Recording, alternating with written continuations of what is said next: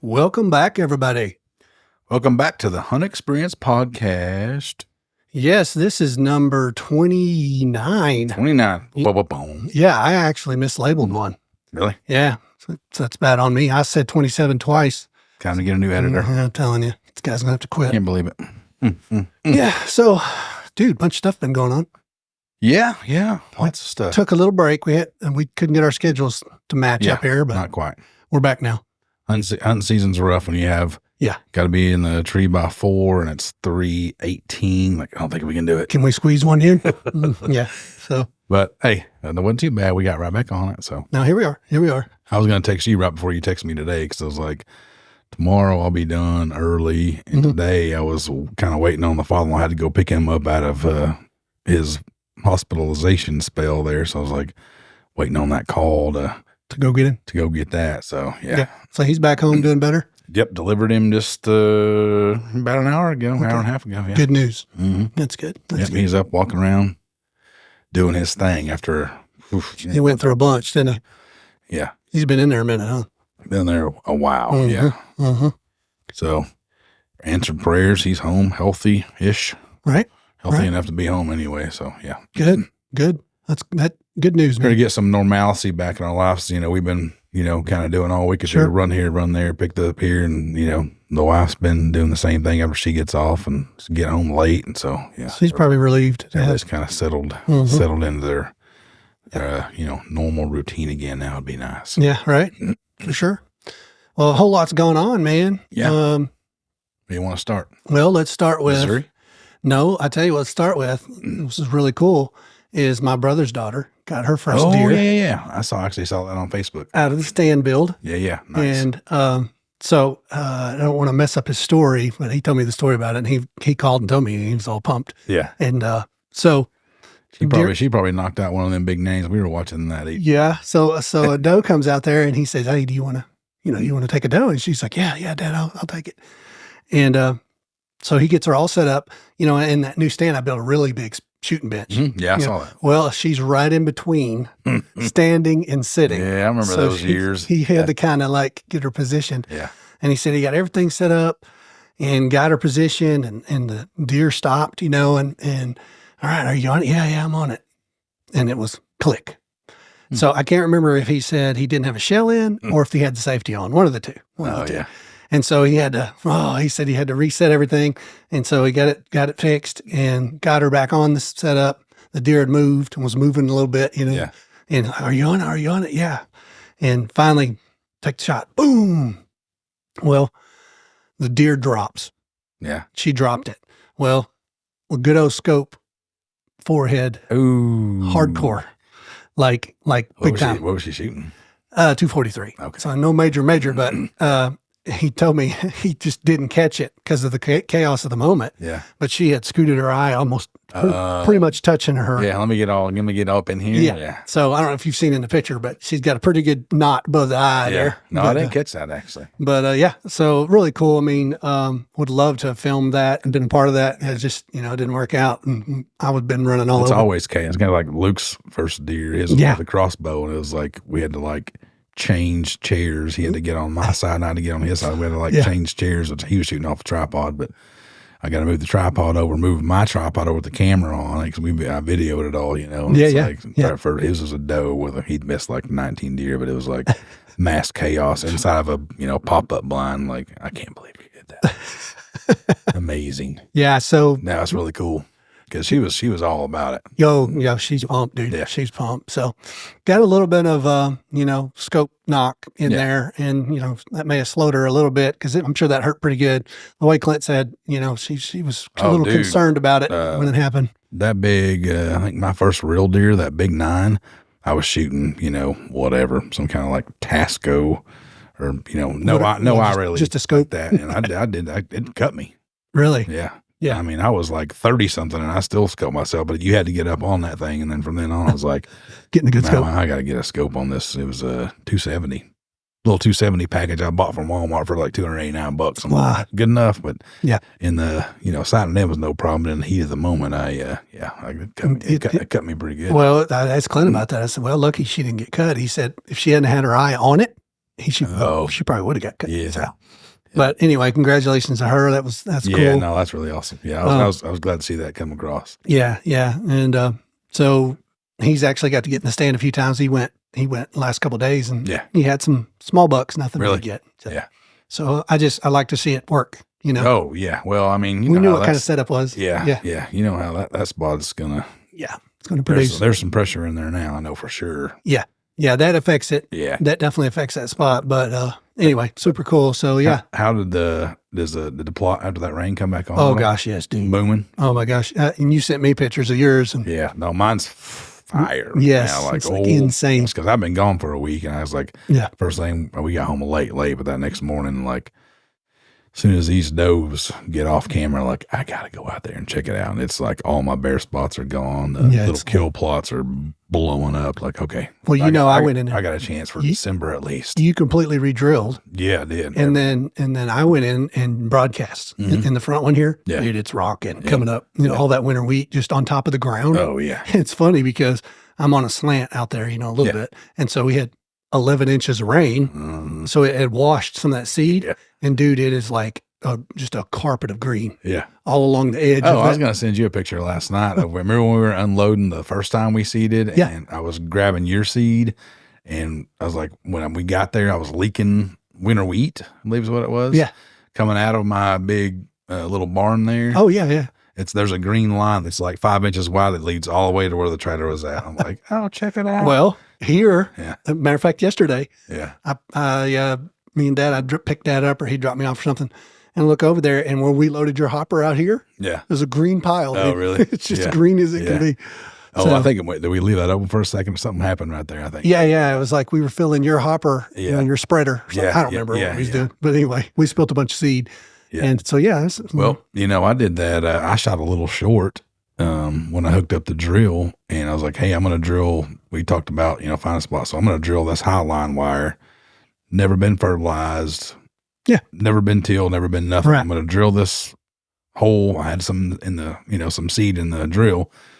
And so I drilled that high line just right there by my driveway. And it started to come up a little bit and then burn up, and it's gone. Well, I was leaving this morning, turned to look over there, and it's like row, all the way through there, just popping like it's probably 3 inches tall. So that's with nothing. With nothing. Yeah. No ground prep. Nothing at all. Just putting the drill down. Yeah, so I want to finish that short and put it out there because that's pretty cool. I've got my original video when I said, here, I'm going to shoot it. Right. Now we are like a month. Yeah. Well, months later, I guess, at this point. So the big secret, guys, to food plots is rain. Yeah, no joke. You got to have rain.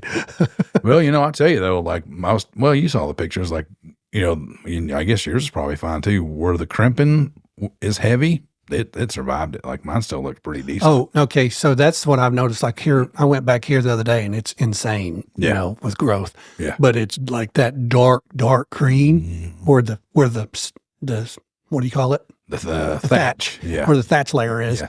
It's like dark green. So that stuff lived, survived. It's like all that matters just rotting and feeding it. But I think it just held so much, any little dew we got or anything, it just held it and survived. So I'm like, man, year 2. Yeah, it's definitely working. We can do good. But, my kill plots, I drilled those this year too for the first time, and they had no crimping and just smoked them. So I went back in and re-drilled. But right now, they're the best they've ever looked. Like, oh my gosh. That lower, I sent that picture of that lower plot yesterday. I mean, it is. That's rocking. Yeah. Rocking. Yeah. See, so good news is too, I've got, buddies and relatives starting to get big deer on camera. Really? Just in the last 2 days. I've got one, and he's not what I would normally call a shooter, but I don't know. So, I don't know, this late season. I sent you that picture. Yeah, you did. Yeah. Big 8. Yeah. Yeah. He's a little spindly for me, but man. Yeah. Well, this late season may be pretty special. I mean, just the way things are falling, and all the acorns got drowned pretty much. Dude, I'm hoping it rots the crap. I mean, I told you I did all that investigation on the red ones, and they don't rot, but they got to be covered up with leaves and everything else, surely, eventually. And they're not as preferred as my corn piles are growing corn right now. They just don't touch them. Yeah. So, like, I don't know what I should do with that. Should I take a snow shovel out there and re-seed? Because I seeded heavy before I went on vacation, fed heavy. Yeah. It's like this literally sprouting corn. You're making corn pile. Yeah. You're making a corn whatever. Like, I don't know if they still eat that or not. I don't know. I know that I'd kind of run into that and get so much of that rain. You know, that one big band was like 7 or 8 inches, I think. And same kind of deal. It was like nothing was really hitting it. So I went after the rain and put out more. Yeah. And I had a reinsurgence of deer. So yeah. I was going to do that last kind of freshen it up, you know. If I had time tonight, I may do it, but I plan on hunting this evening. So yeah, you may not want to mess around in there. Yeah. Especially if you got something good to look at. Yeah, I went last night and I told you I had a decent little 8, you know, 2.5-year-old 8-point. And I thought I would, he was all the way across the other side of the food plot. So like, I'm going to crack one of these little windows. We had an east wind. So I just sat in that new 360 blind back there, blew it down the hill. I got this little rattling bag, you know, and just like hit those things and start rattling, and his tail went up and daddled on out of there. He gone. Huh? I watched him for maybe 15 minutes or so. You just want to mess with I'm him? going to screw with this thing and see what he does. Yeah. Want to mess with him? Yeah. Well, so yeah, been kind of a whirlwind for me. I've been on what I would call a public land gauntlet, craziness, madness, but I do it every year. Yeah. Of course, the Missouri trip was kind of a spur of the moment deal, me and Joe. But so Missouri, we went to public up there. You know where? To Hilton, right? Yep. You know where we went, and got in there, looked for sign, found some. The big cold front hit the morning after y'all we got actually there. kind of changed your trip around. Yeah. The cold front. Yeah. And, you know, you think, oh man, it won't be too bad. It's only going to be middle 40s. But it had went from the 60s to the middle 40s with about 25 to 40 mile gusts. I was going to say 27. That's usually what every time you look at it, it's 27 miles an hour. And, you know, a couple hours in, you're like, okay, you know, I'm making it fine. And then like 3 hours in, you're like, dude, it's starting to cut my clothing. I'm not used to this. Yeah. So Jode was on. He had a buck chasing the first morning we were there. Just a good deer. He said probably wouldn't have shot him, but I think it was 8 or 9 pushing the doe. And then he had a bunch of button bucks by themselves. And see, that was Halloween. Yeah. You know, so. And we talked about that on the last podcast. Yeah. It happens early up there. And sometimes. It's like, well, if you don't time it right, we've done that when we had that lease. Like, you don't time it right, you're sitting there looking at the cockaburs on your pants for 4 days. Oh, speaking of cockaburs, dude, I think I set a record. I don't know. My pants would stand up on their own if that tells you anything. Yeah, those things are pretty nice. Yeah, I know that hotel hates us, dude, because we were covered every time we went in there. So anyway, got on a few deer. So I had a 4-point, you know, up there, dude. That's the thing too. It's like I had a 4-point come in that looked like a horse with little bitty antlers on it. Yeah. I mean, and I was in this big draw. Their backs are like 36 inches wide. Oh, it's so crazy. 1-year-old. Yeah. It's so crazy. Yeah. He'd come walking up through there and I thought, oh, it's got to be a monster, you know. And he's just like 2 or whatever. Like, wow, what a deer. So anyway, that was that day is all I seen. And then the next morning was the quintessential best morning in my mind. It was November 1st. Yeah.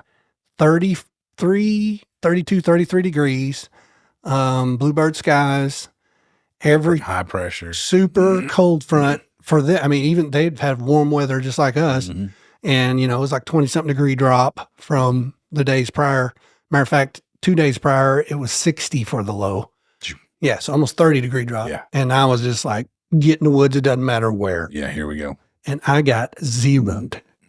And Jody had a couple little just button bucks happening, and I was just bummed. You know, I didn't know how to take that because I was expecting so much from that cold front on that morning. So I'm headed in. I put on my big boots because it's 32 degrees, 33 degrees, frost everywhere.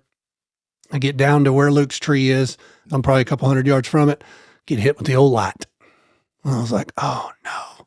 Well, this guy had ended up, he got in before we did, and we were going in an hour and a half before light, just so we could get where we wanted to go. He ain't playing. No, he went in deep. He parked where we parked. You know, when we pulled up, there was a car there. I'm like, this ain't good. Yeah. Surely he ain't going to where we're going. Yeah. You know, mile in. And, no, he was already there. Yeah. So he's waving me off, and he's positioned directly between where I was going to Luke's tree and where Jody's tree is. He was right in the middle. And so I called Jody. I'm like, hey, what are we going to do, man? He said, well, I'm going in. I'm going to my tree and I said, all right, I'm going to go down and turn right. Yeah. And just go to where I've never been. Yeah, find something. I got down there along that creek in the bottom. Yeah. And had a big old S bend in it. And that's where I climbed. And dude, it looked awesome. Had a big old trail. Everything looks awesome up there. Oh, Some I was trails in there. And, massive, thick stuff all above me here, big overgrown fields. And I was just like, I'm in the spot. Yeah. And to get zeroed, it just deflated me. I was like, what is going on? How could I get zeroed? I mean, nothing? You're talking nothing? Yeah. So anyway, we, long story short, I'll kind of cut it short, but we made a drastic move that evening. And I think I texted you, I was pushing in. So I'm pushing into a field where there's a draw, two fields come together and there's a draw. And, Which side of the place did y'all move to? That would have been, what would that have been? That would have been the west side by the parking. Oh, okay. By the parking. Yeah.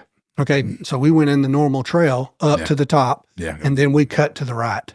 Okay. Yeah. I've been back in there. Okay. Yeah. You know what I'm talking about. Yeah. So that massive field that's in front of you, dude, it's like 6 feet. Really? Whatever that stuff is, sage, I don't know what that is. It is literally over my head, 7 feet probably. So I'm like, I'm just going to barrel off into this and go down into this little draw that leads down to the bottom. It fed the creek in the bottom is what it did. Gotcha. And that's, dude, I jumped him. And he was in that 7 foot stuff. Now check this out. He's up on top. Okay. So before I fell off, that hilltop goes out there like that, and then it starts to roll off to the bottom. He's right in the crest in the middle. I wouldn't say the middle, kind of to the west side of that field, in the middle of that field. Wow. Unapproachable. There's no way to get to that deer without bumping him. Yeah. Zero. And evidently he knew it. Yeah. Yeah. He's like, there's no way to approach that deer. So I start down into that draw and I bump him and he jumps up, and he's a good 8 point. I would probably say 50s deer probably if I was guessing. Yeah. Told Joe to say, got a shooter for sure. Real chocolate, heavy. And I watched him just bound. And then he kind of stopped and just kind of didn't walk, but it was like a fast walk. You know what I mean? And I thought, oh my gosh, I got a chance maybe at this soft deer. bump. Yeah. Yep. And he never seen me. Yeah. He never smelt me because I had the wind, but he heard me. Yeah. That's what bumped him. And so I dropped down in that draw, and draw was a nightmare thick. Oh gosh. It was like, got on my belly and crawled under something. Of course I got to stand and everything with me. Oh yeah. And anyway, I found this horrible tree that no one should ever climb. There's a lot of those on Helton. I think every time we climb, it was crooked and had limbs laying against it. Anyway, I get up about 8 feet, maybe 9. Yeah. And I'm in between the top field and this little side field. Yeah. I'm in that draw between. Okay. And as soon as I get up, dude, it's like a massive trail where they're crossing right here. I was like, oh my gosh, I'm in the spot. And so I'm here, and I've grunted, and that's what I fixed and asked. I even rattled. Yeah, I even rattled. I used to grunt in like tons of deer on that place. Yeah, I even rattled a little bit, and probably 15, 20 minutes before dark, I had a buck come above me, and he skirted me to the right, and I didn't get a real good look at him, but wasn't nothing like the deer I jumped. Right. And so I'm pumped. He's like 2 bucks, and they're here. Yeah. So we spent the next, I guess that would be a day and a half, pushed in to that spot. We were going in from the side and walking through all that thick. That's what I'm going to say. I've been to that right around there before, but I came in from the other side. Yeah. And that's how I got there. Yeah. Yep. I killed a turkey down on that bottom one time. Did you really? Yeah. Oh, okay, cool. But yeah, so that's where we ended up. And then the massive rains were almost there. It was supposed to rain for 2 days straight. So it cut our trip short. Yeah. But that was our Missouri trip. I mean, we seen some deer, but we did have a bunch of people show up for youth. Yeah, sure. Like they always do. Yeah. So our big push was Thursday and Friday but I just was so disappointed in Friday morning. I just knew, that was it. It's like, how it goes. Yeah. It's just, it's a guess. You're taking a gamble anyway. Yeah. So it was a good time. Me and Joe had fun. We had to go eat at Toot Toots like 2 or 3 times. Yeah. That was just, and we were kind of joking about this. Toot Toots is a buffet down there that's really good. Everybody goes and eats. $15 a person. Yeah. For all you can eat buffet, desserts and everything. We could go to fast food and pay the same money. Oh, 100%. And we were like, we're not going to fast food. We'll just keep coming back here. Yeah. And I think we went twice there and then maybe pizza or something. But it was a no brainer because, why would you pay McDonald's Yeah. Oh, $30. Yeah. They used to like throw out like whole turkeys and hams carved up. All that was stuff. Oh, it was great. I was like, well, this is crazy. And then one time I went in there and I always loved the breakfast. If somebody, on our way home, or if somebody killed early or something, let's go get the breakfast. So see, that's what Jode was at. Jode's like, is there any way we can work out a breakfast? Like maybe if we don't hunt? Yeah. But when I got home, I looked at my phone and I had walked 29,000 steps in that, whatever, that 3.5 days or whatever. Yeah. You know what it is. Oh yeah. And then, enjoyed it. We had a lot of fun. It was just run and gun kind of deal. Well, that's probably, we met up there. What did we say? 6 years? It's 5. It's been 5. Yeah. Since y'all stay in Bethany or Eagleville? Bethany. Yeah. Yeah. We stayed in Bethany, but, Thursday and Friday wasn't many folks there. Yeah. That's when it started to fill up. Nice. Yeah. It was started to fill up. That gun season opens up. Yeah. Yeah. So, we actually seen a kid and a dad and somebody else, and the kid, he's got the kid with a ladder stand on a cart, and he's making a kid pull it in there, and like we would have done our kids. Yeah. And we were way up on top. He had pulled it all the way up that road, all the way up on top. So we're like, well, let's get over here where it's super thick and hard to get in, and that's where we're gonna stay. And so, but anyway, didn't kill nothing. Kind of bummed about that, but we had a good time. I mean, it was a blast. Well, the thing about up there, it's like it can happen at any moment. Oh, I know. And what could step out is giant. So anytime if you ever like, dude, I've had so many, like, I've seen some big deer with some, like, one time I bought this. It was almost like a fishing reel type deal, right? It's like instead of having a pull rope, it's like retractable and had like this nylon string on it, and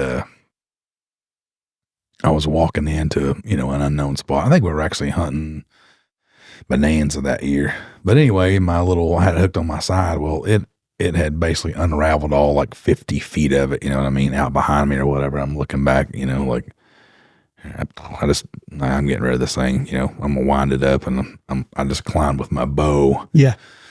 On my stand as I climbed up there. It's like, I'm done with this thing. And then ended up seeing a big buck. But that whole morning was just everything was jacked. Same thing. I got shined off and then went to another spot. And like, I had that thing. It was like 14 miles of, ribbon out behind me. And I having to stop and reel it up. And then started climbing a tree that looked good. And then there was a limb that I didn't see on the backside. So I had to climb back down and go find another tree. And then ended up in a spot. It's like, oh, giant, never got a shot at it. But it's like, that's still pretty cool. Yeah. Even though I was like so frustrated with the whole process. Oh, I don't know if you've seen that video I made, but it's called The Worst Deer Hunter Ever. Oh, yeah. And that was my last day. That was my last morning out there. And I made as much noise as humanly possible. Yeah. I went into the spot and overshot it, and then had to go, and it's in the dark, and, I'm running a light. I don't have my regular light, so I'm running like a beam of light out there. Yeah, that's what I always try to go without a light and just use my Onyx as like the pin I drop. That's how you like, man, the tree's right here. And I'd climbed the evening before, and I wanted to move down just 50 yards to the tree right on the edge of this little field. Yeah. There's 2 massive draws between the tree I wanted to get to. I fell down in one, stand fell on top of me, crawled out of there, and I hung my stand on something and bang, drill. I mean, it was horrible. I got to the tree and no pull rope. Oh, yeah. My pull rope was in my pocket, got ripped out during the process. And so I was just like, there's no way I'm going to see anything. And I didn't. Yeah. Yeah. I got in the tree and hey, I'm over here. Yes, it was bad, dude. But yeah, so that's pretty comical. How was the abs and once you climbed every day? My stand's not like you. Jode complained about the abs, by the way. Oh, see, I told you I bought myself a climber, and I've climbed that 2 or 3 times. Like the day after I climbed 25 foot up that first time, I woke up the next morning, I was like, gosh, dang, my abs are smoked. That's what Jode said. Like day 2, he's like, dude, I'm shredded. I'm just destroyed. Yeah, you're not. But when I climb, I sit. So I sit climb. So the only thing I do is my lower legs. See, I don't even use my abs. You're locking your arms and using your abs. Yeah. I take the top section and sit on it and then lift my legs. Gotcha. So, that's the, Jode was like, I'm not sure I can climb. I'm too cut up. Yeah. I did that first night. It was like, and it was still warm then. The first time I'd climbed in, probably 5 years. I bet. It's been rough. Huh? Well, no, I climbed to them on the least, but probably at least 3 years. And it's like, I climbed that tree and I was like, man, I was sweating and like, gosh dang, dude. And I was pretty high up in a good little tree there with an east wind, but it was probably 2 days before it actually really hit me. It was like, you know, you kind of wake up and roll up out of bed. Oh my gosh, I haven't done a sit up in forever. Like, what the heck's going on? Oh, it's that climber. Yeah, a climber whipped you. Yeah, my thighs were a little sore from, you know, yeah, it's a good time. I was wondering, like, man, you can do that twice a day for 4 or 5 days. Like, that's a workout. Yeah. Plus walking and everything else. No kidding. And I come home, and so I did the old stand on the back because I'm running a summit, as you know. Yeah. And then I did my camera pack on the front. I flipped it I used around. to do that too. And you know, so the whole time we were there, that's what I packed in and out. Yeah. Well, I got home and I was like, I wonder what this weighs. Yeah. I just really don't know. So I was carrying 50 extra pounds. 50? Yeah. With the stand. See, I think the stands are around in the 20s. 20s. And then, you know, all my camera arms, and of course I pack a lot of food. Yeah. And so I got home and I weighed, and I was like 60 or 50 pounds is about what I was, 48 something is what it actually was. And so I texted Jody. I was like, dude, no wonder. I was rolling like 260 that 29,000 steps we took. Yeah. So we slept good. I mean, because you know what it's like to go in and out. And I never did, man. When I was up there hunting public land, like we would get back to the hotel room and I'd pull up Onyx and just start scanning, looking for like, all right, I'm trying to find this spot. And it's like, next thing it's 12 o'clock and you're waking up at 4 and do that for, I remember a couple times I would, alarm would go off at, 3:30. I'm like, hey, I'm taking the morning off. Call me, tap me out. Me too. Yeah. It's like, I gotta get some rest. I don't know if it's not fun, then I'm staying in the bed for a little bit. Yeah. Yeah. We got, the rain, they were supposed to get like 4 inches of rain. So he's like, and we're kind of whipped already at this point. Do you want to sit in the rain and just drown? And so we decided to roll out. Yeah. Yeah, I probably would have done the same thing. Yeah, let me get on out of here, especially for 2 days. I mean, and that's why we pushed it forward too, thinking, they kept saying this big rain was coming. Yeah. Man, I just, I was pumped, and we had a great time. I mean, it was a lot of fun. I miss that part of hunting. Sure. Where you just work your tail off and hike and climb. And if we killed a deer, it was going to really be tough to get it out, all that. Yeah. I mean, so so that was my first leg of my public gauntlet. Yeah. So I come back, and you know how it is. I had taken half the week off. Yep. And it was insane in chaos to try to get everything done so that I could go to deer camp. Oh, sure. So another short. The before and after. Yeah. I mean, so it was like 10-hour days trying to get all the jobs done. Yeah. So that I could take off Friday and go to deer camp. Right.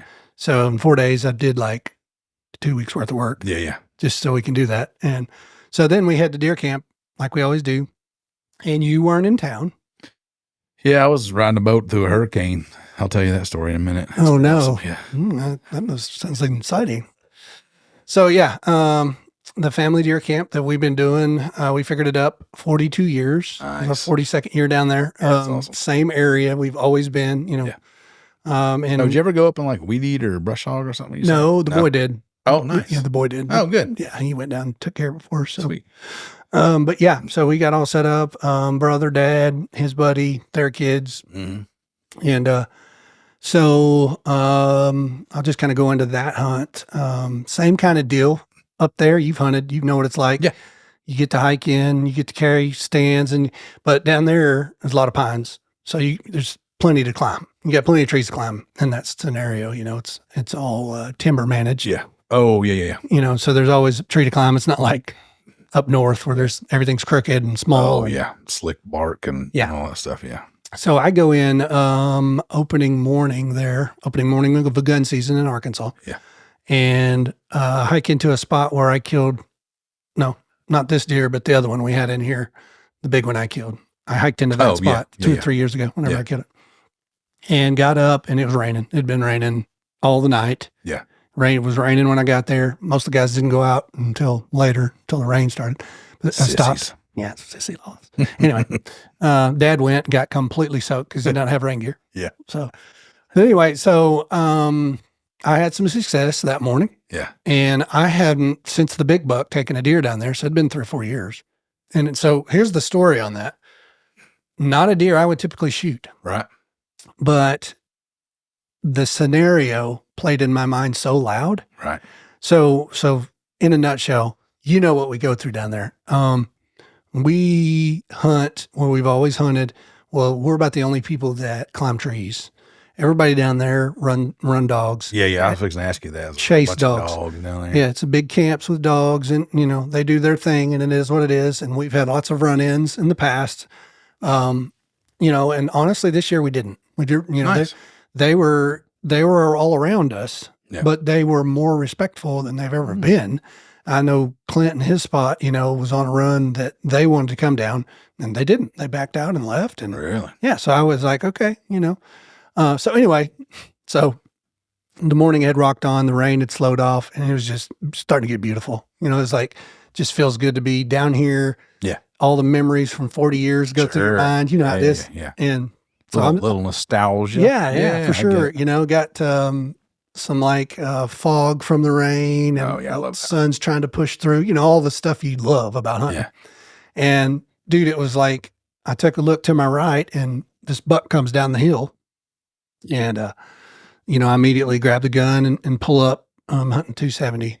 And I pulled up, scoped him, and I was like, no, I'm not going to shoot that deer, So I just brought my gun back down, and then, dude, his face was beautiful. He had the black between his eyes, and like all of his pigments were really, he's just pretty deer. Yeah. And he comes and he crosses this running water creek in front of me because we had so much rain.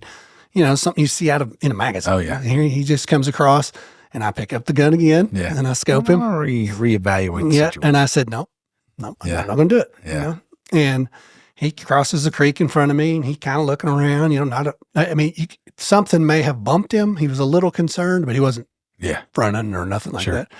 And then I was in a draw, and he crosses the creek, starts going up the other side of the draw.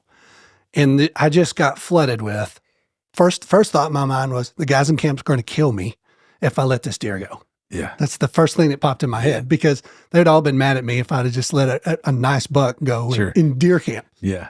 And then the second thought was, he's heading to the race chasers on top. Oh, yeah. And they had blasted all over. So you just got to put him out of his misery at this point. Well, I thought, why am I going to let them have this deer when he's majestic and so. The way it all rolled together. Yeah. It was just a culmination. And then I knew at that point.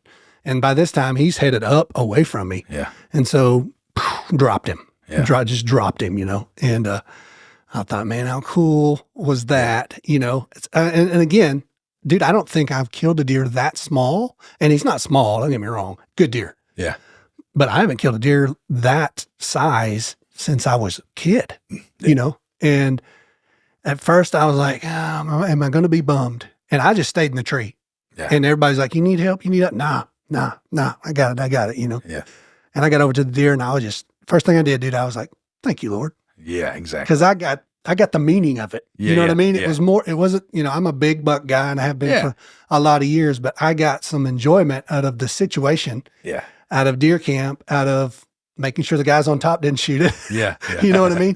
And then getting to bring it back to camp. And what was funny is they had, they turned out dogs above us. Oh, yeah. And there was like 12 dudes on side-by-sides, and I had to ride right through all the middle of them. Oh, yeah. And I don't even think they'd fired a shot. Yeah. You know what I mean? So pretty cool for me, man. And I got back, and, my brother had killed a small buck, and so it was a good camp, man. It was like opening day. Well, you were talking about how the size has kind of gone down over there. So, keep the camp together, kill the deer or whatever. It's like the social influence of all, none of that stuff matters. Like, no, it doesn't. And that's why when you text me, you got one. I don't remember where I was at. Maybe we may have been in Mexico or something, but it's like, hey, you said, killed a small 8 or something like that. So it means a lot more in camp, though. Oh, it does. It does. And ultimately, that's why I made the decision I made. Yeah. I got it as soon as you text me. I said, I totally get it. Oh, yeah. Yeah. Down there, and it's like, I had, I told you, we talked about it before. I'd kind of given up on even going. Yeah.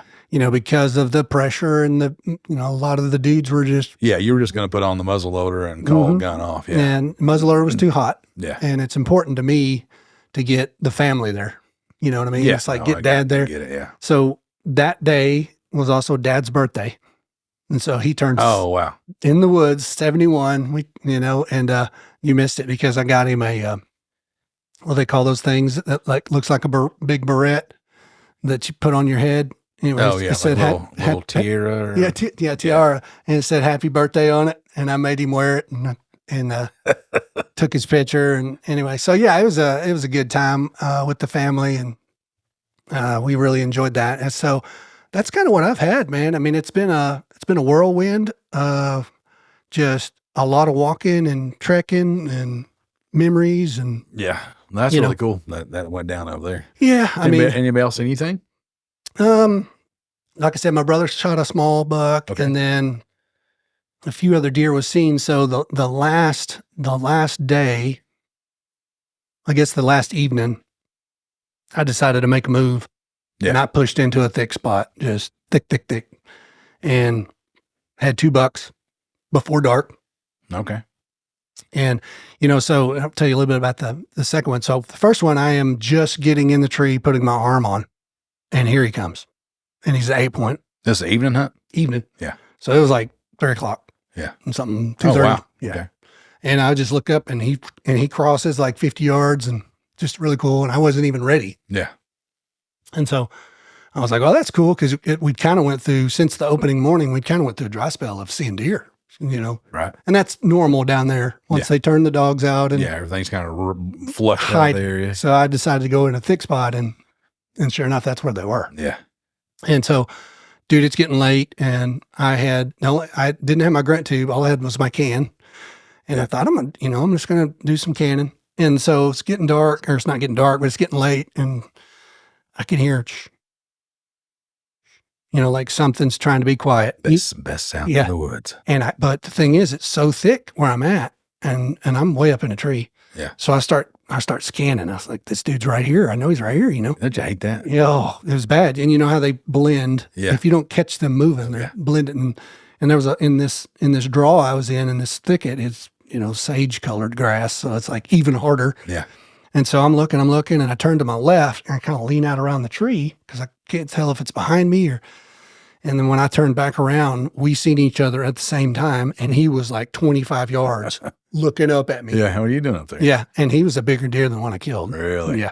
And, immediately, he runs down the draw. He goes into the thicket, and then he comes back out in the draw, and I scope him, and all I could tell is he was, wider than his ears. Yeah.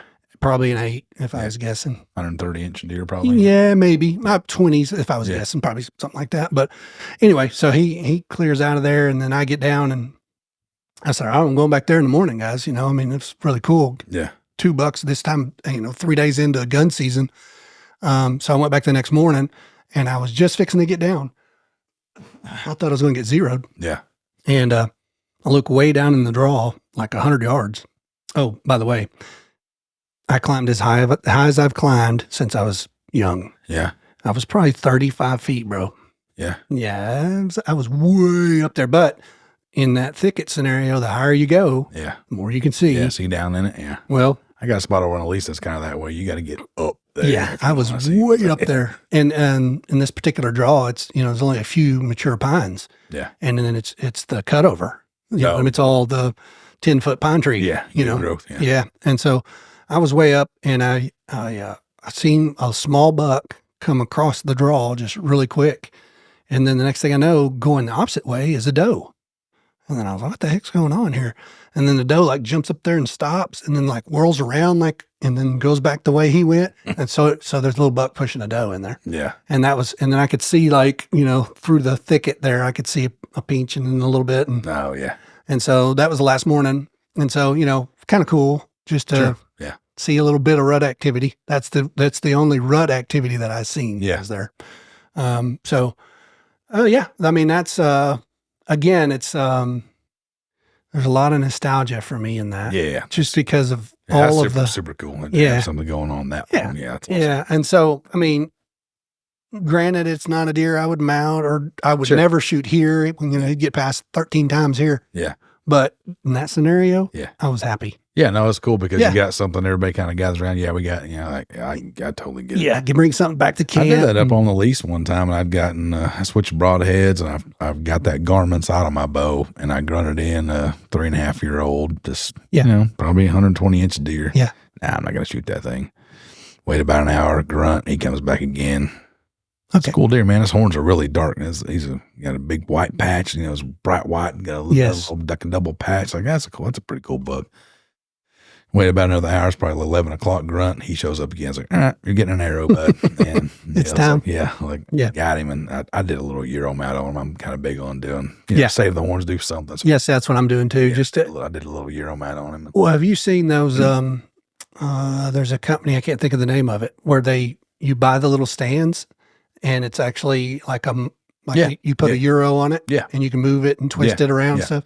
I've actually got one of those. I just hadn't done mine. It's kind of sitting on a little shelf, but I was thinking I'm going to do like a corner in the room, like on a table. Yeah. Just like, look at this little dude, you know, and then, you know, again, most guys would love to have got this deer. Sure. And I don't mean to downplay it. Like, no.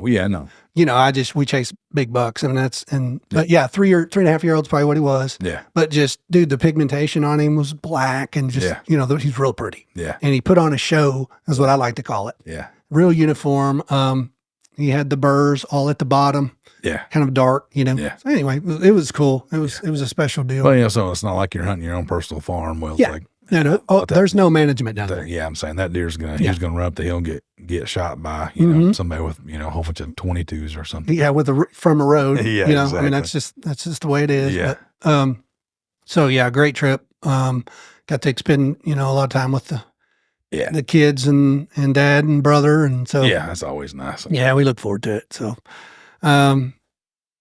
may go back to that really thick spot just for a day. My brother said something about it. And, during the rifle. Yeah. Towards the end here, you know, we may go back and just watch the weather and a little cold front or something. You don't know, especially if the, you know, dog guys probably won't. I don't know.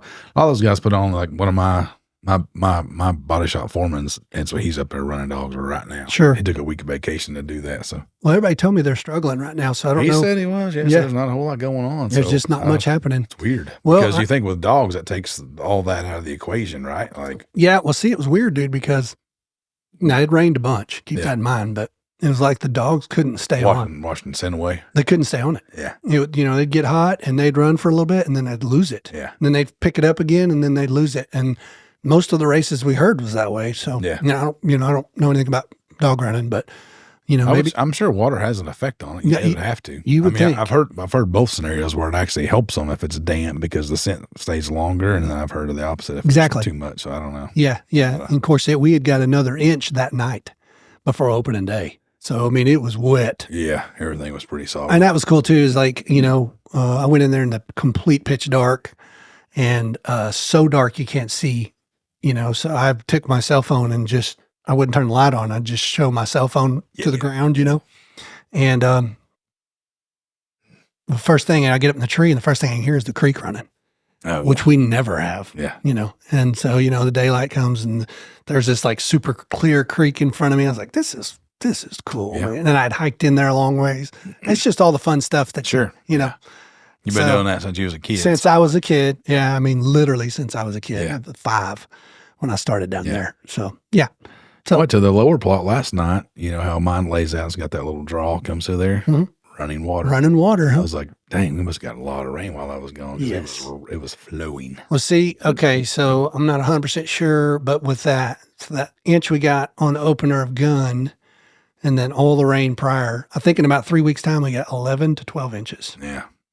So that's why our plots are all smiling at us. You know, all the radishes, I put that little bit of that tillage radish in there. It's like they were just all shriveled up and everything. And I roll out there like, bang, I got a lot of radishes. Me too. I can't believe they like survive and like, because even like some of the winter wheat, you know, it's like, man, it's smoked. And then it's like, oh, look, it's like growing in my yard now, everything I dropped. Yeah, I wonder, you know, you drilled obviously, but in my situation here, I thought, well, I had a bunch of seed that didn't take. Yeah. On the first round that got pushed in the ground on this mega rain. So that's what I was I did that with my rye. I remember I top seeded some rye. And it all just stayed on top of the ground and burned up and nothing happened. So that's why I was like, I'm going to go out there and re-drill all this stuff before it was before all this rain. The deluge. Yeah. But it was like we were supposed to get some rain and we did. Yeah. Before this big stuff happens, like, all right, I'm going to try it because it looks like we got more chances. But so I hadn't seen mine in, I don't know, 8 days or something like that. Been a minute there. I'm like, oh my gosh, it's like neon bright green. Oh yeah, it's awesome. Everything's rocking. And like we talked about, I mean, It's probably going to be the only show in town here once we get cold. Yeah, no, that's what I'm waiting for. I told her, I was like, Should well, be I'm going to gangbusters. still hunt during this rifle some time because you never know No, what you could, don't. what could walk out. But I've been kind of bouncing around.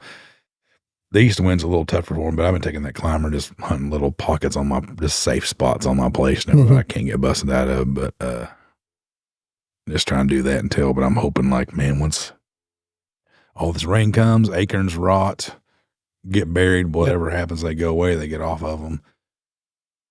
Cold hits, I should have plenty of food now. Well, if you think about it, dude, I was thinking about this when I was in the stand last night because I had, I think it was a 6 or 7 point come out. Yeah. And then a couple does, and it was mowing. Yeah. They didn't lift their heads, dude. And I'm thinking, this is new growth. And so, wow, we have new growth in middle of November. Yeah, I know. Exactly. That never happens. Yeah. So what's that going to do? I mean, you just don't know. Yeah, I don't know. Could be good. It's gotta be good. Luckily, we've had some, some sun and some fairly warm temperatures, so maybe you'll get a good it's a major little germinate. growth season in and get some height on it, before they come in and really start just hammering. Yeah. That's kind of what I hope. That's how, I don't care if there's, if it stays warm for a while now, let's get some growth on the plot. And then when it gets cold, now we're set. Well, all the acorns fell, and all the acorns got 10 inches of rain on them. Yeah. So, your white oaks, like you talked about, are probably waterlogged and going to rot. I think white oaks will be done because I got one where my fire pit is. I take a leaf blower and blow them all off there, and we came back and it's like covered in them again. And then it's a big white oak tree, and it's like, oh, these things are kind of just mushy, or they got the grubs in them, and so I think that's not going to be a factor. Well, you think of that, and you take out, like all your persimmons are going to be done. Yep. All of that, all your apple trees, all that stuff should be done. So a food plot is going to be. Yeah. It's supposed to get down. It's like 40 something, 41, 42 tomorrow. I know. Yeah. We got 38 the following morning. Yeah. So it's like, I got to take the girls to school. Man, I'd like to. Can you drive? You want to skip school? You want to skip? Yeah. Yeah. It's been a weird season. I mean, and that's man. You hate to say weird because every year you say it's weird, but it's definitely been different. Yeah. No, it's just been it's been 80, hot and dry. 90s, 100s, no rain, drought. And so I had a couple shooters early and they bounce, once the shift hit, they bounce. And so I don't have those anymore. I had that 8 point come on, that deer I shot over the back of it. I got one picture of him and left. And it's kind of like, man, what do I got to do to get you to kind of hang out here a little bit longer? And he's not like one of my main deer, but I mean, if I shot him this year, it'd be kind of cool because I missed him last year. Sure. You get a story. Yeah. Yeah. Well, we'll see, man. I mean, I'm excited to see how much draw we actually have, at this stage in the game. I know you're a late season banger over there. Yeah. Just kind of watching, buying my days. I'm kind of just hunting the safe spots now until something starts blowing up. Till cold gets here. It's been your trick. I guess. You get these massive cold fronts. Unfortunately for me, I got to wait till it's like negative 13 wind chill before I kill a deer. It's middle of December. Gosh, it was December 23rd. And then last year I missed that one January 7th or something crazy. Late. Yeah. So, hey, it is what it is. You take what you can. Hey, I'm not a quitter. No, I'm still hunting. Keep on keeping on. Happy New Year. I'm rolling back. I'm rolling. I'm going hunting. Waiting for the snow. So I got a cool kind of thing. So the buck we were chasing, I told you we ended up being a 5-year-old and all that. We did research on him. I found the footage of him in 23 and 22, not 20. I didn't have him in 23. Yeah. And November 14th is when he was here. Really? So I'm thinking, okay, tomorrow is November 14th. Well, see, I'm big on that too. I've got in my notes, I have every good buck I've ever killed. I've got my notes, the year, time of day, and what the wind was that day. I keep it all, and I've got a big track of it. So. I think there's something to that. I know I've heard a few other guys, big hunters, talking about if they get a buck and he's mature 4. Yeah. He's probably going to do the same thing. I've heard people say that the following year and the following year. And this one guy's like, I've killed many bucks just because of he was here at this time last year. He's coming back. Yeah. And so I need to go back and look at that gargantuan 8 point I had last year and see when he was there. Yeah, because I think it was probably middle of November the first picture I got of him. I need to go back and look at that. Yeah, you need to research it because I just I was going through footage and sure enough, there's that 22 buck that was a 9 and now he's an 11. Yeah. And blew up, Yeah. And I thought, man, November 14th. And in 22, November 14th, it was snowing. Wow. I was sitting in the stand and it was snowing and that buck came out on me from the top. And I just sat there and videoed him for like 15 minutes. Yeah, I like that footage. That's pretty awesome. Yeah. And so I think I was hunting that same morning. I think we were texting back and forth. Oh, really? That day. Yeah. Okay. So you remember that? Yeah. Cause you were like, what was happening? You started in no, that was a different morning, huh? Where you didn't have something for your bow. The battery was dead. No, that's Big 9. That's Big 9. That was a 9. Yeah. That footage. I don't want to talk about that. Yeah. Don't talk about it. I shot over the back of that bad boy with my bow. I did that last year to that one, and then he came back the next day missing one horn, and I found the shed. I actually walked my property that morning. Mm-hmm. If I find his left side, I'm going to kill him tonight. And put it back on? Yeah, that's what I was going to do. Remember you telling me that. And I found it, and then he comes back with no horns, and I found it the next day. Really? Right in the big switchgrass deal. So I was having to drive by on the golf cart. That's right there. Yeah. And I found the drop tine shed the next day in the middle of the food plot. But so you still got those deer coming? Those two deer? I haven't had them in. Matter of fact, we were in Missouri. Yeah. When the 11. Did I tell you the story about the 11 coming out on Lexi after dark? No. Okay, so she's in the stand because I told her, I said, you got to get in there. I remember you saying she was going. Yeah, and so she climbs in to bow hunt, and 4 does come up there in front of her, and they're hanging out, and it's getting dark, getting late, and it's, all right, now it's past shooting light, but you can still see. Yeah. And next thing she knows is something's coming from the bottom, and they bowling pinned, like I like to call it, scattered in 3 different directions. Coming from the bottom? Yeah, there was a deer coming from the bottom, okay, gotcha. and the does were in front of her. They just scattered, and she said, I can see him. He's standing there, but I can't tell anything about the deer. It's got that late. Right. And so she texted me and said, Dad, what deer is this? The deer finally gets in front of my cell camera. And I said, it's him. She's like, are you kidding me? Yeah. 25 yards in front of her. Yeah. But he waited, 5 minutes, 10 minutes after dark, like they do. That's a bad thing about hunting over food, too. Yeah. It's his food source deal. So, I mean, it is what it is. But yeah, so I haven't had him since then. So, and that was. When was that? Halloween. Okay. So I haven't had, it's almost 2 weeks now. Yeah. And then the Big 10, 2 nights later, had him head down chasing a doe. Yeah. And while I was in Missouri, and haven't had him since either. So, I'm kind of the same thing you're doing. I'm thinking any minute now they're going to come and like replenish and feed. Yeah. Well, I still have, everybody's asking me that, man, dude, where are we at in the rut? So, I've been gone for a week. I don't really know. I haven't been out there watching, but I still have all my does with yearlings. So, well, while you've been gone, yeah, I've got does back that were just yearlings walking around. Mm-hmm. So, they say a doe's in for 28 hours and whatever with one buck, and then, they can get bred by others. But, so I don't know, dude. I mean, I think it's kind of a trickle rut, what they call it. And you don't have this 80% of your does all at once, maybe. It's more like they're kind of spread out. I mean, they say they go in estrus the same time every year. So, yeah, they said, weather doesn't change enough. And I believe all that stuff. But for me, it's kind of weird because as many does as I was holding, everything's kind of left the area. So I'm like, I don't know what's going on. Yeah. And see, that's to me, okay, so this is just my hypothesis on it. I was carrying 6 to 7 does. It's what's been here all summer long. And it's like 4 moms and 3 young ones, maybe, something like that. Well, I lost 3 of the moms. Okay. They're not here, haven't been here since. Well, that tells a pretty good story. Yes. Since where you're 10 and you're 11. Well, and then a couple of days I had the button buck by himself. Yeah. And, he's not going to go anywhere. He didn't know anywhere to go. Yeah. And so I did get a picture last night, and one of the mature does is back with her child. Yeah.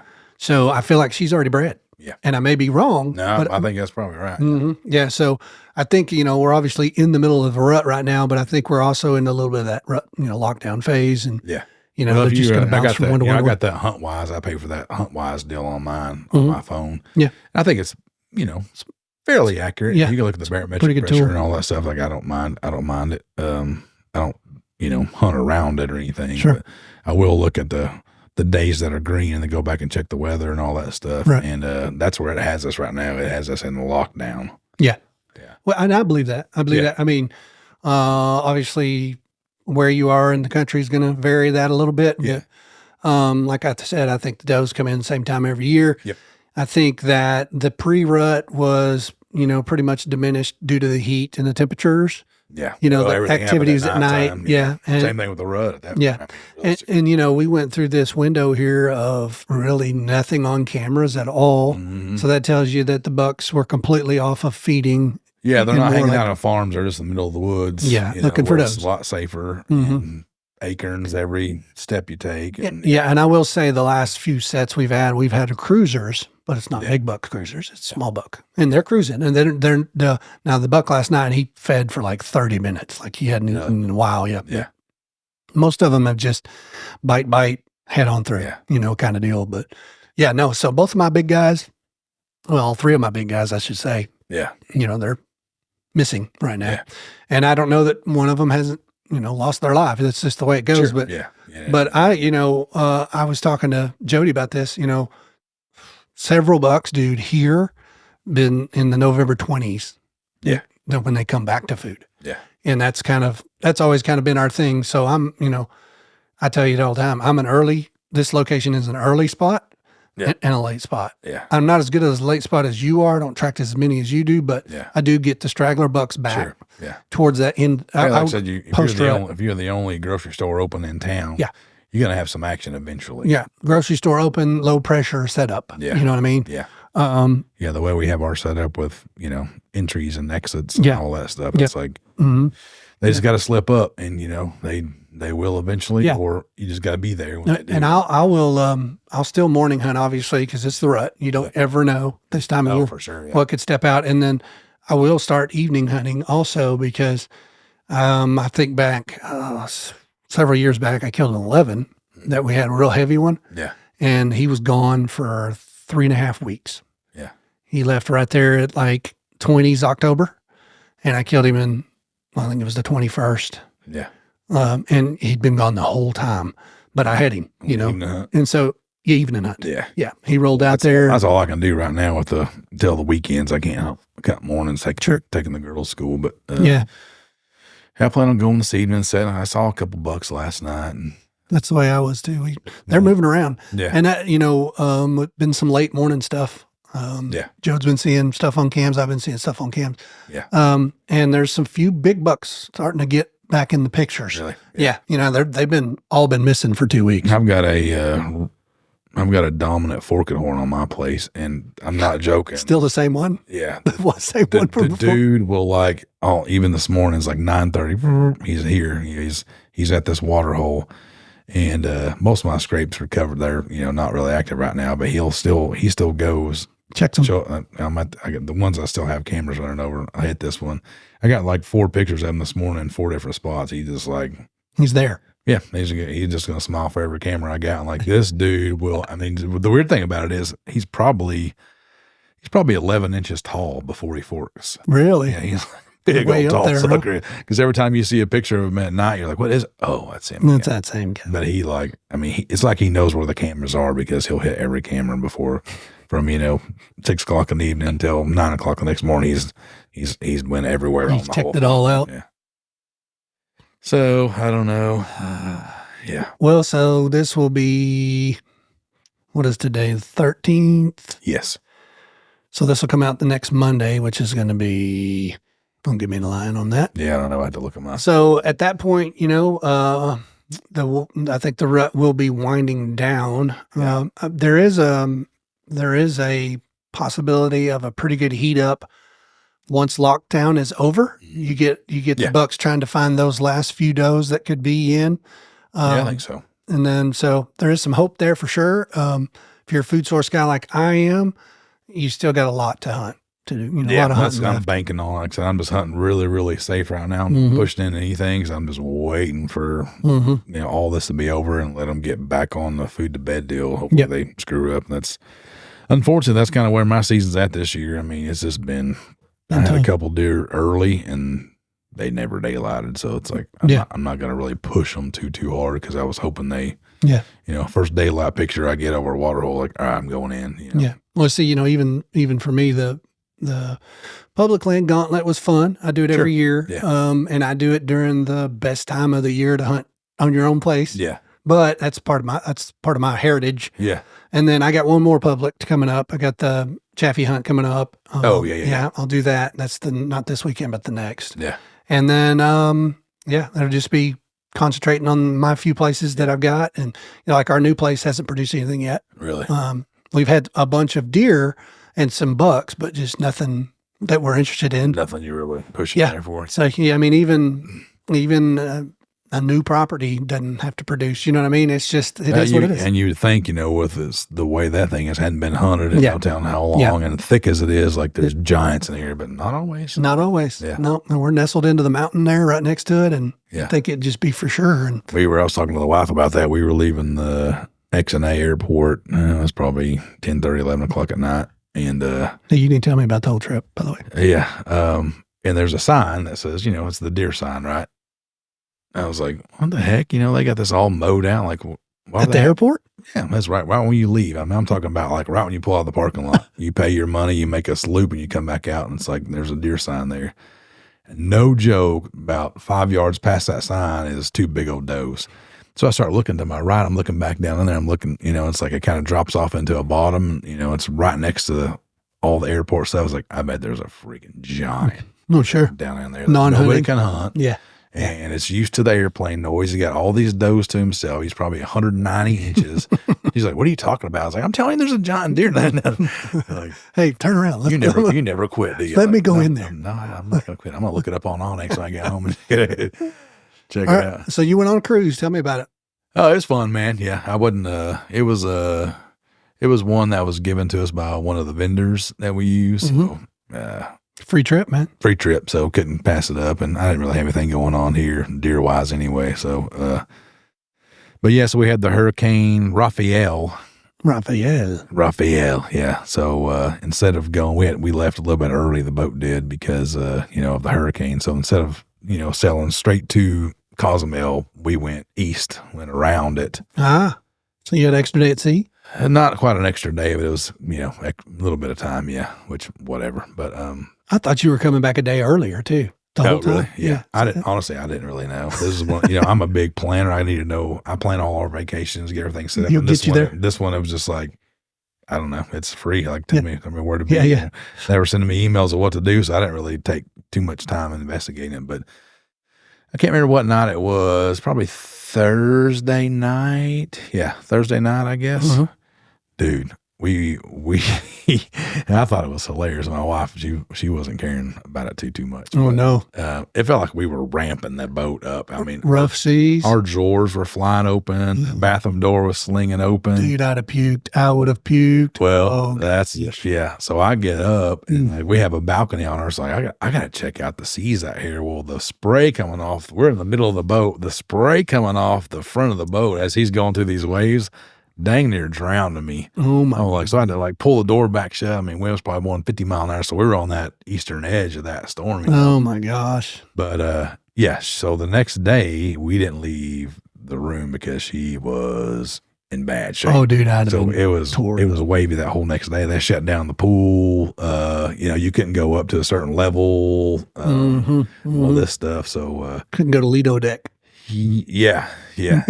So you couldn't go up there. The pools were shut down. The middle section was shut down. And so we stayed in the room. I stayed in there with her. Like, I'll hang out with you. We ordered some room service, and I was watching I think every Gold Rush that was ever made, because that was the only channel I had that I was interested in watching.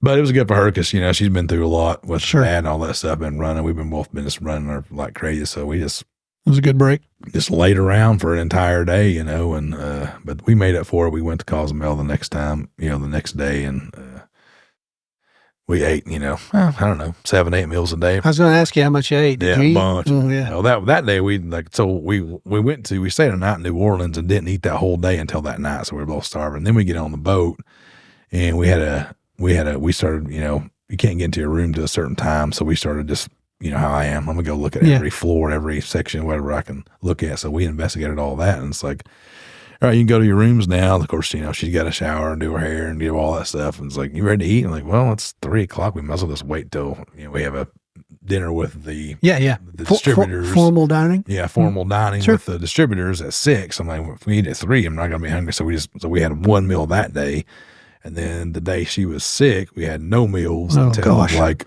6 o'clock that night. I finally ordered like a Philly cheesesteak sandwich, and she ate 2 bites of that, and I ate my entire one and wanted 3 more.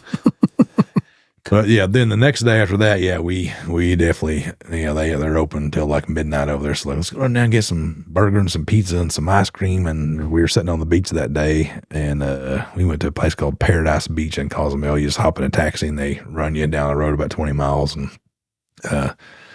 sitting at the beach there, and you got your own personal waiter, and like you just wave your hand, like, hey, bring me a quesadilla, hey, bring me a chicken taco, hey, bring me a. So really? We sat there and nice. We probably tried everything on the menu, and you already paid the money, to be there. So if you don't like it, set it aside, let the birds eat it. I don't care. It was fun. I wouldn't, when I vacation, I typically try to get away from people. Yeah. Was there a bunch of people around, I guess? Did you book anything with the ship? No. Okay. I just kind of went out on my own. Yeah, that's what I never would book either. Yeah, so. I did my own thing, but it wasn't bad. Honestly, we stayed away from so we'd go to the buffet after everybody else was kind of gone, so we missed that crowd. And then we ate in a lot of the private restaurants. We only did the buffet like we wanted a snack. Yeah, and then tons and tons of Alabama LSU fans on there. Of course, they played each other that weekend. We were there, so. They in the middle of the boat, they have like a TV that's 20 foot wide, so they played that game. Then immediately went over to the Saints and the Falcons game on Sunday. So if you go down there to the middle where the hot tubs and the boats are, there was packed. Yeah, so I stayed in my room.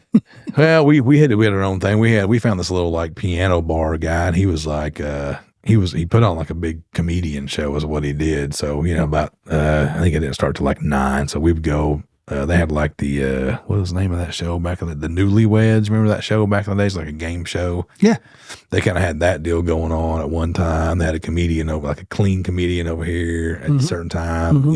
So we stayed busy. Yeah, I wouldn't. It was free, so I went. But like if I go on vacation, I'm not going that route. But that's not what you'd picked. No. Yeah, we got an email from them yesterday, and it's like, pick your 3 favorite ones for next year. And I think what I put down, Fiji. And did you not put down Colorado elk? Yeah, wouldn't that be something? Yeah. I forgot what I put down, like Hawaii, Fiji, and like the Cayman Islands, I think. No, right. Ireland, I think I put down. Yeah. I want to go check out Ireland, check out some castles and stuff. Yeah. Cool. Yeah. Well. So it was good. I mean, it was a good time because, like she's been, pretty stressed out. She worries about a lot of stuff. So it was, her dad, the day before we left, had just got out of the hospital and got put in rehab. Everything was looking really, really good. So it was a good time for her to kind of take a breath, unwind and take a breath because she's been doing her job and his job. And, so yeah, we had a good time. It was good. I'd definitely do it again if it was free. Well, you never sent me a picture until right there at the end of Big Buck at your place. Yeah. So I didn't have any pressure to go to your place while you went there. Yeah. No, there wasn't nothing going on, man. I think my cameras are actually pretty slow. I bought the Wi-Fi package. Like, why are you getting because they had like 7 different options. Oh, I didn't think about that. And I got the 7th option because it had, everything you needed. And it's like, well, I got to have it for my coverts. Got to go check my cameras, man. Why do you need that internet? Because I want high speed so I can get my pictures as they pop up. Like, I got to know what's happening over there. So, but yeah, it was a good time. We met some cool people, talked business with a lot of them, got some ideas from some of them. Different. It was a good deal. Good. We found a couple of people that we hung out with. It's kind of like what you're talking about, like with the guy from Ireland and the guy from Missouri. And now this guy, like, I was like walking in the airport, like, got a friend request from him. Yeah, that was a cool dude, man. Like, so I think we're gonna be buddies. We're gonna be buddies now. Yeah, guaranteed to do that. Yeah. So, oh, cool. At least you guys had a good time. You speak talking about game cameras. I just caught another one. Like, I need another. Did you? Yeah. Yes. My wife doesn't know yet. Yeah. Cell cam. Yeah. Dude. I had to pay my bill today. Did I tell you about the Muddies? I know about it. Well, Muddy cell cameras. So I was in Atwoods. Yeah. And they had them for $79 cell camera. And wow. I thought, you know what? I'm gonna get one more and put it on the new property. And so I grabbed one and I took it up there, and she's like, if you buy this camera for $10 more, you can get a 2-year anything replacement. Yeah. And she said, keep the box. That's all you got to do. Yeah. And I was like, you know what? For $100, you know, by the time I bought batteries, it was $100. So I did. Well, now I've got 3. Yeah. So, well, it's kind of cheap. And then, you know, I think it's like $11 a month for unlimited. Oh, yeah. You know, so it's fairly cheap. Yeah, that's pretty good. Well, that's the thing I like about Coverts. Something goes wrong with your camera. Yeah. They'll try to diagnose it. If not, send it to them and they'll fix it. And they'll send you that one, or you pay $30 to upgrade to what, you know, some of my cameras have been running for years. Yeah. Well, see, you know, we don't make that anymore. Yeah. That's a model that's been going for a while. Yeah. So I got way too many now, and I've got 3 different brands. Oh, I mean, I think I'm running 9. Oh, yeah. Yeah. Yeah. I'm up to 7 or 8 somewhere in there. But yeah. So yeah, I got another one today because I had to pull one and move it over to the new property. Yeah. Yeah. And so where I pulled it from, I'm like, what's going on there? Yeah. I don't know. I know. I'd hate it too. So I bounce mine around my property as well. Put them all on scrapes, take them off. Yeah. Take them off food plots and supplemental feed. And then say, now I've got to pull them all, get them off scrapes, put them back on food plots and put them on, move it on this. Man, look at this trail. I'm going to put it on one over here. And it's like, and I guess I put one on a coyote trail, dude. I'm telling you, I found a hard trail with deer tracks in it. Hung on camera over 3 weeks ago. I think I got 1 deer picture, but 300 coyote pictures. I'm like, what? Coyote hangout, deal? Huh? Yeah. Well, that's probably, the first, I got that what's the name of that call? Dang it. Anyway, the call we take on our coyote deal. Lucky duck. The lucky duck call. First time I went back there to that. I just happened, I'm going to go back to, I guess it was the wind probably is why I did it. I don't know why I went to the very southern end of my property, flipped that call on, and I killed 2 coyotes in like 10 minutes. Yeah. It's right there. Same spot. So I don't know why. It's coyote run. You know, my property kind of drops off. So it's the peak of that. And I don't know if they like that. Maybe they can smell better. I don't know what the deal is, but yeah, I guess I got to move that camera at some point. I'm tired of looking at coyotes. Yeah, it ain't working. Yeah, something different. Yeah. Well, it's looking up, guys. If you're still gun season chasing them here, you're probably going to start to wane here in a little bit, but it's still going pretty good. Yeah. There is some positive temperatures coming. Yeah. We're going to get some cool fronts. Yeah, tomorrow and Friday, which would be 14, 15. Boy, it looks pretty good. Yeah, it does. And then the following week, did you see that? Next week, next Thursday, which is my mom's birthday, supposed to be 48 for a high. Yeah. So there you go, man. So those are the days but I mean, honestly, at this time, it could happen anytime. That's it. Yeah, you just got to be out there. I was talking to a guy about that today. He was asking me a bunch of questions. Like, man, honestly, I ain't been in the woods in a week, so I don't really have my finger on the pulse of what's going on. But I mean, right now, you just got to be out there. Yep. That's my advice to you. Get enter good, exit good, get wind in your face, and get out there, or side face, and hunt. Get it done. Well, guys, that was a quick wrap up on. Like I said, we missed a week, so we're back in here now. Get back to schedule, and next week we'll be in here with. Here's what we killed. Yep. Here's how it went down. Or here's what I missed. One of the 2. Yeah. And I'm going to bring that fork and horn in. Yeah. Well, finally just let him have it. That's it, man. I'm tired of you. You're wasting my batteries. Oh, speaking of which, pro tip. I don't know how good they're going to work yet, but I changed the cameras in my battery last night on 2 different ones. Went to Tractor Supply to get dog food. Like, I'm going to get batteries here. I know they're probably more expensive than Walmart. Well, they have a, what's the name of the thing? Pro Tool or something like that, like a random thing, pack of 12 batteries, $7. Really? So I'm trying them out because I was spending $25 for 12 at the dollar store or whatever. $7.80 something cents. It's a Tractor Supply brand. They're Pro Tool or Tool Choice or something. Whatever like they've got, huh?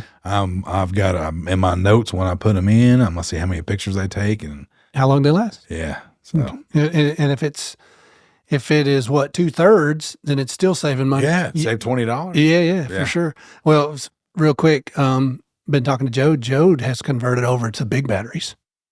So I saw a guy shoot a video of that. Dude, he swears a month. You're going to get a month, and if you run the charger for it, you get even longer. Yeah. So he's done that on several, and he said, dude, I love it. Yeah. It's like he's getting like a month, and so now he'll just swap big batteries. Yeah. You know, because I'm rocking about 2 weeks on a heavily used spot. That's about all I'm getting. Yeah. Now my old covert, I'm getting about a week. Oh, really? She's smoking them batteries. Yeah. But it's the one that's here, so I mean it's no big deal. But you can get out there. Yeah. Yeah. So it's a.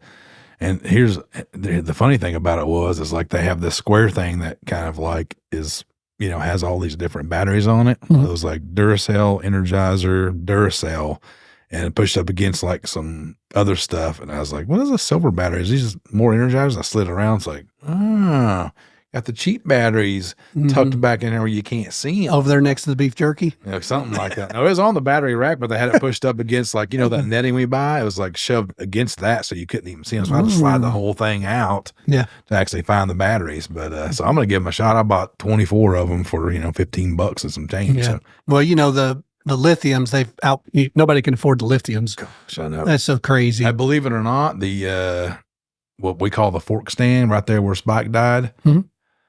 I have not had to change because it's, an overfood, it's just over that scrape. Yeah. Those lithium batteries have been in there since the end of the season before last. Wow. Now I got to go out there and like clear the card, but I finally had to change those and I pulled them out and I looked at them and I was like, these are lithiums. I didn't buy any lithiums last year. Yeah. I got on Amazon and bought like a case of Duracells if they're cheaper that way. It was like, I forgot it was 300 batteries or something crazy like that. And it was cheaper that way. So I know they've been in there all last year, which is not. And they just went dead? Just went dead, yeah. Yeah. Well, they weren't even quite dead. They were like 34%, but I was going on vacation. Like, I got to swap them. Yeah. Well, I was looking the other day and it was like $18 for 4. And I'm like, nah, I ain't doing Goodness. I ain't doing that. Yeah. I'm not going to put $60 worth of batteries in my camera. Yeah. I didn't do it last year either. Like I'm getting off of them. Yeah, I remember. They're great, but I got. Oh no, they last. I got that electric, the invisible fence for the dogs, and they got them collars they wear. And I put the 9-volt lithiums in there because it can go like 2 years. Yeah, last forever. Yeah. How'd the dogs do, by the way? They doing all right while you going? Pretty good. They were. I got my little Ring doorbell deal. It's like every night. It's like, hey. Bark, bark, bark, let me in the house. I'm ready. I got their beds in the garage, big. Oh, really? Big cushy beds. So you just let them in and let them out? They get kenneled every night, yeah. Oh, nice. So they were ready to, when I got home that night, they couldn't. It was, they were flipping out. Glad to see Dad. Glad to see me back home. And even today when I pulled up, I was like, oh, he came back again. Like he was there. He's coming back. He was pretty excited, yeah. Yeah, good time. So. Well, good deal, man. Now, so there's our update. Good luck, everybody. They're still out there. Go get them. Yep, get in the woods. Thanks, guys, for listening. Bye, everybody. See ya.